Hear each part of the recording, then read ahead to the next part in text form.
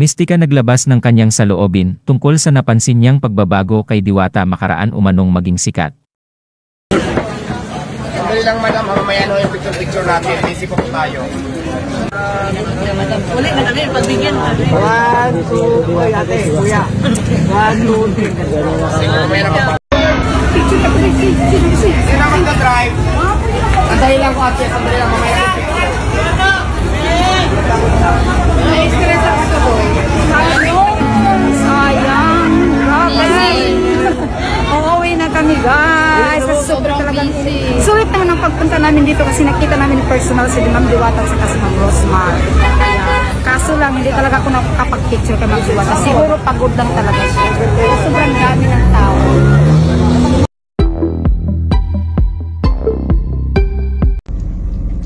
Yan, ituloy ko ulit ha. Yung mga tanga, sinasabi nila na wala naman daw ako doon para masabi na nagbago. Eh di ba? Halata naman ang dami ng mga video na na-upload. Di ba? Na ikiklik na lang nila o kaya babatiin lang siya tapos sasabihin wala muna akong panahon sa inyo. Oh my God, mamaya na yung papicture.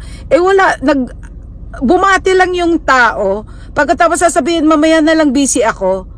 Nag-hi Diwata lang. Oh my God. Tapos yung isa naman, ikiklik na lang yung camera, sasabihin na, mamaya na lang kasi busy ako. Oh my God. So may time siya magsabi ng ganon para pahiya yung tao, pero wala siyang time na, oh my God, I can't believe it.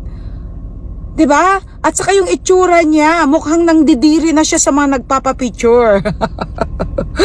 Oh my God. Diba, halatang halata, nandidiri na siya sa mga nagpapapicture. Eh samantalang yung mga namimigay sa kanya, talagang welcome na welcome, talagang igugugol niya yung maghapon o magdamag niyang oras. Pero yung mga tao na pupunta doon para sila ay pipila at para sila ay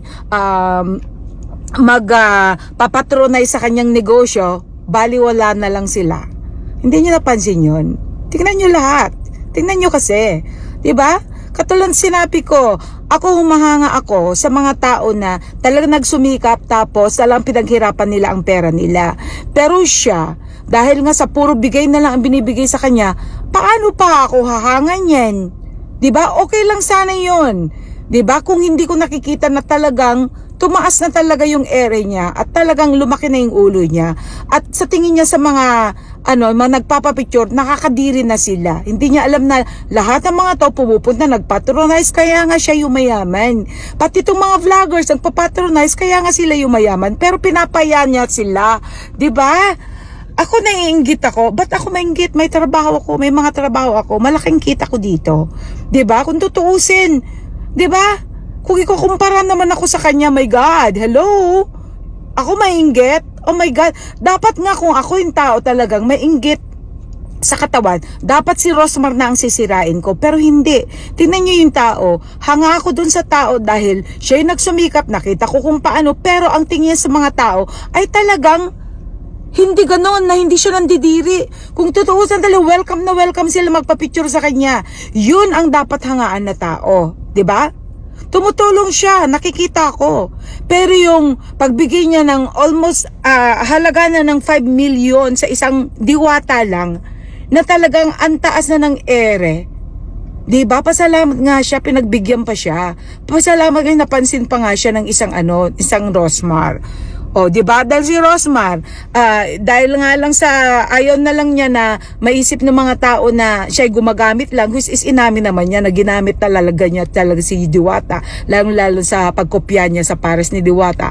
Well, admitted naman niya yon. So, para lang may ipakita sa inyo na hindi niya pagkakapiraan si Diwata, siya na yung namigay sa tulong ng mga taong namigay na talaga mga sponsors niya. Hindi lahat yun ay talagang galing sa bulsa niya. 'Di ba? Doon sa mga tumatangkilik sa negosyo niya, yung ganon. Well, obviously para na rin sa kanyang endorsement, 'di ba? Oh, dalang-dala niya sa sasakyan, ang laki-laki ng picture niya doon, tapos ang laki-laki ng endorsement ng kanyang product. Natural lang 'yun, 'di ba? Alangan namang gagawin siya ng isang bagay na wala rin siyang makukuha in return. Oh, andun na tayo. Pero ang point ko dito is yung pag-iba na ng ugali ni Diwata sa mga taong nakatulong sa kanya, lalong-lalo sa mga vloggers, lalong-lalo na dun sa mga tumatangkilik. Yun ang point ko dito, hindi sa inggit. Diba? Like I said, kung mainggit ako, dapat ang sirain ko na dito si Rosmar.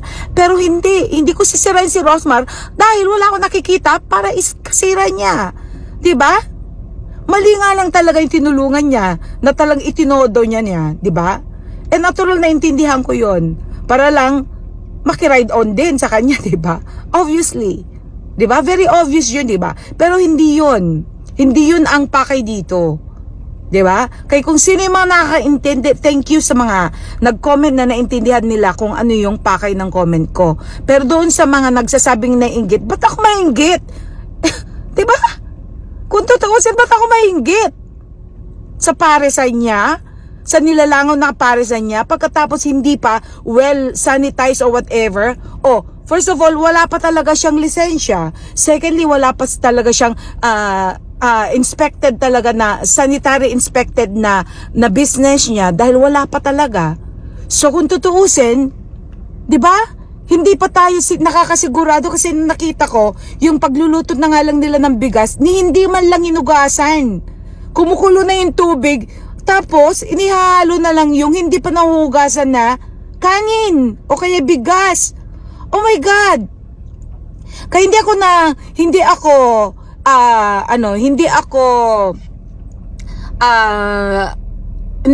ko sinisis yung mga tao nagsasabi na yung kanin niya ay talagang lasang inaambag na.